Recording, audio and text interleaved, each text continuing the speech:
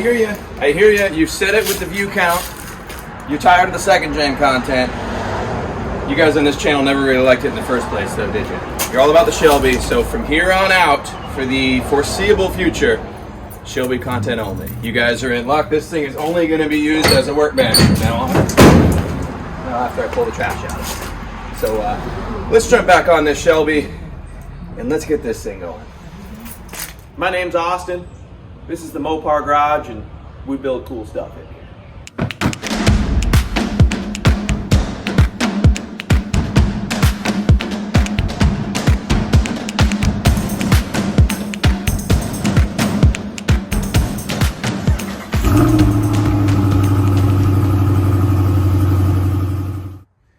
You heard that right.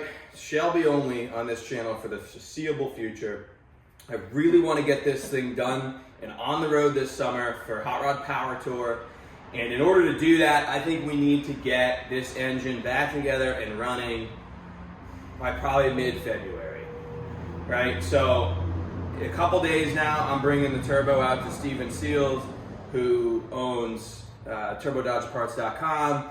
I'm gonna bring it out to him for him to either rebuild my current turbo, or if it's too far gone, trade me for a new remanufactured one that he's got. So, turbo's gonna be taken care of maybe by the time you watch this video.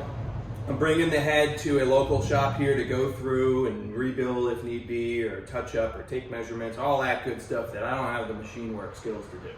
So, once those two items are done, we can get the motor back together. The fuel rail's already all rebuilt, rewired, so we can get this thing running. And if I can get this thing started by mid-February, I feel really good about it. The only thing about this engine that I'm kind of concerned about, that I keep forgetting about because it's been so long since I drove this, the oil pressure came and went on this thing. I have a feeling it's a faulty gauge or wiring or sensor or something, so we're gonna need to investigate that. Don't want to forget that too long after running it. So that's one concern that I do have. Maybe we have to put an oil pump in it down the road. But anyway, I want to get the top end of this thing together. Now, where we left off on this video up here was I was doing the water pump. Couldn't get the cover off of the water pump because the intermediate shaft was in the way, and I didn't have an impact powerful enough to pop that intermediate shaft off because I had to use different universal adapters for the sockets. So you guys, being the awesome 80s Chrysler community that you are, probably 15 to 20 of you commented on that video. Don't go in through the side, go in through the top, take the AC bracket, the alternator out of it, and you can just pull the entire water pump housing out and rebuild it on a bench, or in my case on a tailgate, cowboy workbench we call that. So I don't know why I didn't look more and think to do that. I guess I was thinking two-dimensionally. I don't know. I saw this piece, which is the replacement, and it was a cover and an impeller, and my mind immediately went to motorcycle, ATV, snowmobile, that kind of thing, where that's how you do a water pump. You pull the cover off, throw an impeller in, put the cover back on. So now that I'm looking at it, I'm like, why did I not see the fact that I can just pull this whole housing off? So that's what we're gonna do. We're gonna pull the housing. Listen, I don't know everything about it. In fact, I don't know a whole lot about these. If it was one of these little second gens over here, I probably have 90% of the tricks on working on one of those. This thing, I have about 10% of the tricks. So you guys are awesome. Really appreciate you watching and commenting, and just love this community. Anyway, let's jump into this thing. All right, so this is most of the way off already. Got this AC pump kind of pulled out of the way. This bolt goes through that holds this entire alternator housing on. Maybe while we're in here, we rebuild an alternator. I don't know. What do you think? I don't know. And then there's two bolts at the bottom of this AC bracket. I got most of them out already when I went to take the head off. So really, it looks like a 3-bolt job here. And then I think we can kind of leave the AC compressor and the alternator itself kind of just tucked out of the way. And then our water pump housing, you can see the red hose going to it. Just 3 bolts. It'll pull out, looks like it'll pull out this way.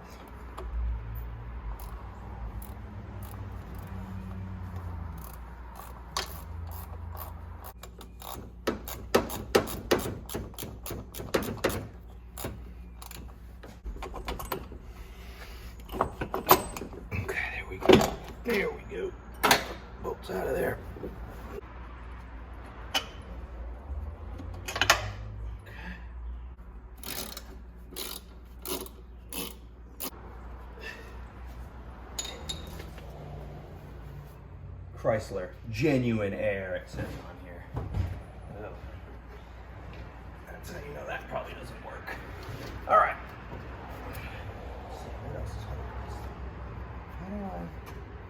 Oh, come on. On second thought, to get this little bracket here off, to get this AC bracket out of the way,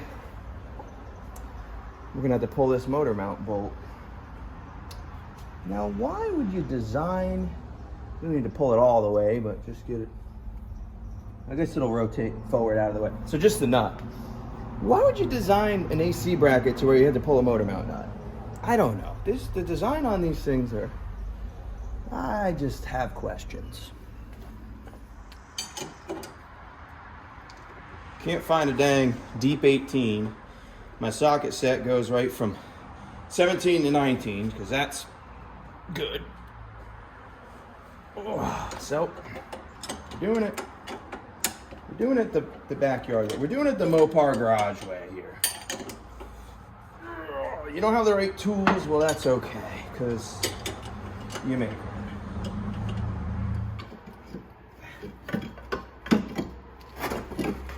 Yeah, okay. There you are. That is a terrible design. To hold an AC pump, we're gonna do all of this, motor mount, and this is, I gotta talk to the guy who designed these. All right, so now, these 3 bolts are all that holds our water pump housing on. This is our housing here, and then down bottom, obviously, we've got 2 hoses. All right, our water pump's out of here. It was these 3 bolts. There was just no good angle to film it, so I didn't film it. But these 3 bolts, and then there was a stud as well that went in the block. Got her out on the cowboy workbench here. This is the stud. The nut came out with it. So that's the way she'll go back into. 3 bolts. Someone's been in here before, because you can tell they broke a bolt here. Did a small one with a nut. And then on the neck here that comes down off the block, this upper left bolt was bigger than the other 2. Bigger head, smaller thread pitch, looks like. Or smaller thread. Maybe that's the way it's designed. I don't know. Because these were 12s and this was a 13, but the holes are different sizes. So, anyway, we're gonna pull the rest of the bolts out of this thing. It is nasty. I mean, it is. I can't wait to do a coolant flush on this thing. It is just gross in there. So, anywho, we're gonna get these 3 out. Hopefully, this one obviously we broke. I'm not sure if that's worth putting a reverse thread drill bit on there or figuring that out. Because it'll probably still seal if we're only missing 1 bolt. So, anyway, this impact on a very low setting.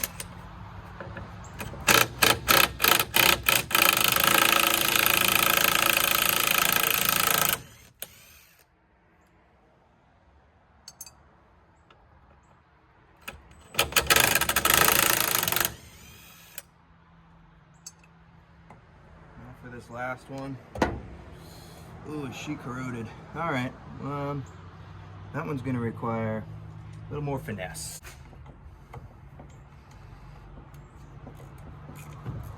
All right, that went smoother than I thought it would.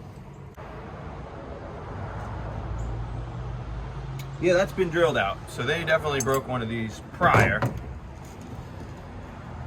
I don't know, may do the same with this broken one. Let's see, let's get this thing apart. Ugh.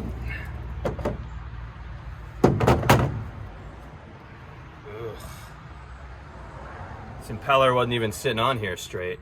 That baby is toast. All right, trash.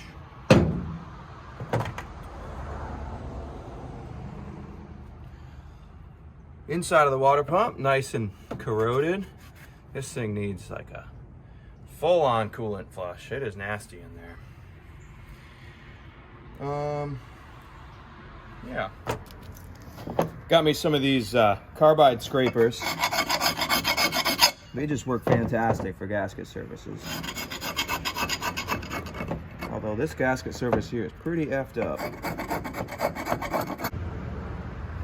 Let's try the easiest trick first, which I can already tell you is not gonna work.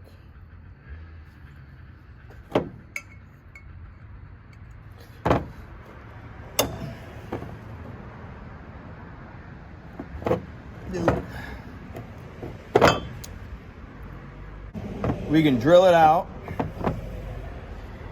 a little bit bigger than its original size, which is what they did on this side, and then put a small bolt and a nut.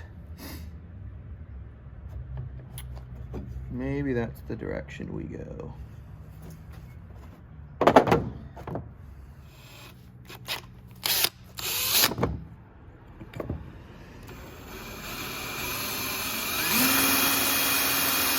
Oh yeah, these bits are nice and dull.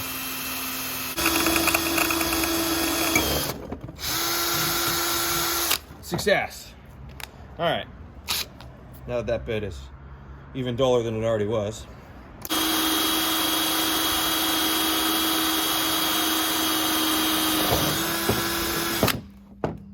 Okay.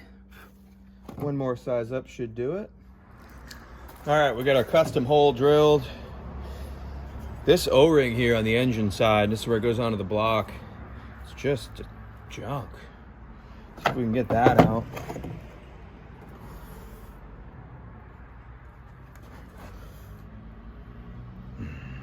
Jeez. I don't know what the heck kind of antifreeze they were using, but it is corrosive. More so than normal antifreeze. I think I'm gonna take a mild grinder and clean up some of these. You can see all the crap and corrosion that's built up. Probably old pieces of rubber from the hose, whatever, that's built up where the coolant hose hooks on.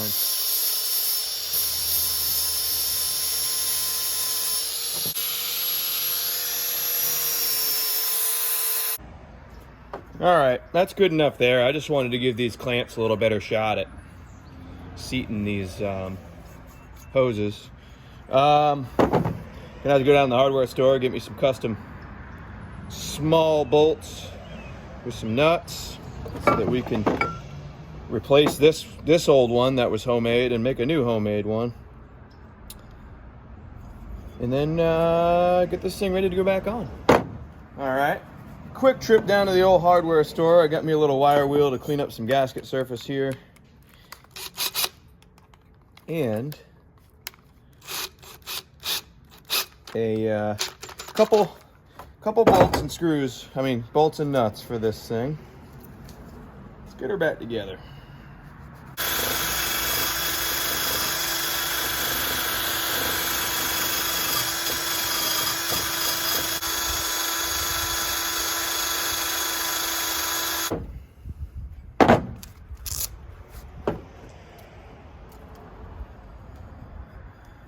Nowhere near perfect, but we're going to say good enough.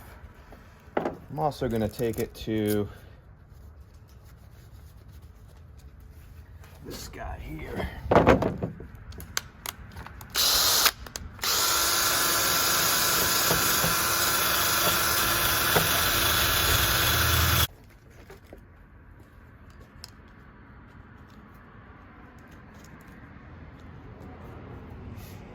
Well, I don't like that gasket design at all. We're gonna go straight RTV on this one. It comes so far in. Yeah, I don't like that. We're just gonna RTV here. That's the plan. Ooh, that's better.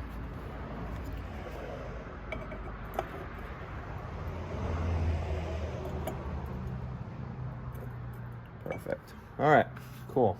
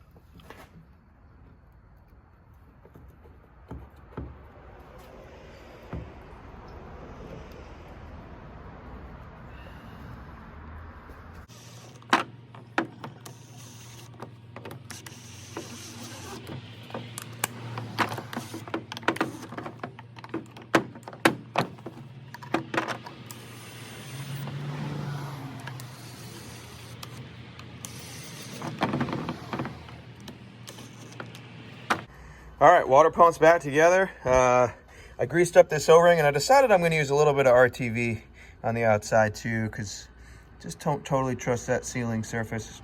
One of those O-rings that's a little too big, and that's annoying. So hopefully we get that to set flush. Got the gasket side on the block prepped in here, and she's ready to go back in. All right, we're all back installed. I don't think we pinched an O-ring. Sitting nice and flat here at the top. You're always worried when they make the O-rings too big, you're always worried they're gonna pop out one side. But I think we're good there. We've got this guy down on the bottom tight. These 3 bolts nice and tight.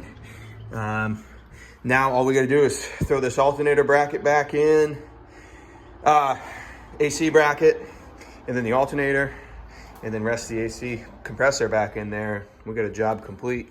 All right, everything's back together. Water pump is done. Pretty happy about that. Got it all set and addressed. And all this stuff, obviously your AC is still loose because we need access to these guys to put the head back on. But I decided that while the head's off, we're gonna do the starter because it's all the way back in here. It's almost impossible to get to with the head, exhaust, turbo, all that stuff on there. We're gonna be moving right along, so subscribe to the channel for this kind of content because there's gonna be a lot of Shelby stuff coming. That turbo is going out in a couple days. The head is going out in probably a week or so to get rebuilt or at least checked over. There's a lot left to do. Fuel tank, fuel pump, fuel systems are bad in these and it sat for a while, so I just want to do a new tank, new pump. I mean, things like tachometer doesn't work, shifter linkage is sticky. We still got to finish dropping the subframe to rebuild the steering rack. Ball joints, stuff like that. All the fluids, transaxle fluid needs to be done. We're making some headway. I've actually had this car a year now, as of a couple days ago, which is crazy to think about. It doesn't look like we've gotten a lot done, but we have, and we're about to get a lot more done. So subscribe to the channel if you're into the Shelby. I know most of the people subscribed to this channel are here for the Shelby content, so appreciate you guys. You guys are always awesome, always interacting and commenting and stuff. Like the video, comment down below a project that you worked on that just kept going and going and going. That seemed like it just would never end. That's what this thing is. Appreciate you watching. We'll see you guys on the next one.